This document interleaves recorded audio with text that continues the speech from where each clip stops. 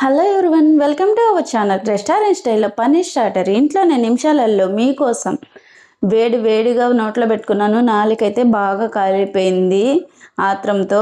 Next అయితే కొంచెం చల్లారాక టేస్ట్ చూపిస్తున్నాను. టేస్ట్ అయితే రెస్టారెంట్ స్టైల్లో చాలా బాగుంది. మా ఇంట్లో అందరికీ నచ్చింది. మీకు ఎలా అనిపించిందో తప్పకుండా కమెంట్ చేయండి. మీరు ట్రై చేసిన తర్వాత కమెంట్ చేయండి.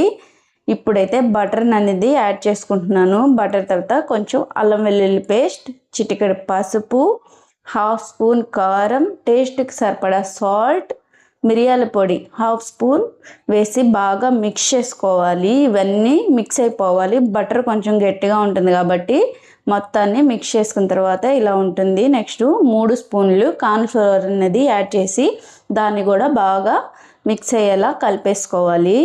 పన్నీర్ని క్యూబ్స్లా కట్ చేసి ఇప్పుడు ముందుగా కలిపి పెట్టుకున్న మిశ్రమాన్ని బాగా పట్టించి పక్కన పెట్టుకోవాలి. కడాయి అనేది పొయ్యి మీద పెట్టి ఇప్పుడు ఈ మొత్తం స్ప్రెడ్ చేసుకోవాలి. ఒక్కొక్కటిగా పెట్టేసుకోవాలి. ఇలా పెట్టేసుకున్నామంటే 2 పక్కల ఎర్రగా వేగిన తర్వాత మనకు స్టార్టర్ అనేది రెడీ అయిపోయింది. ఎలా అనిపించింది మీకు?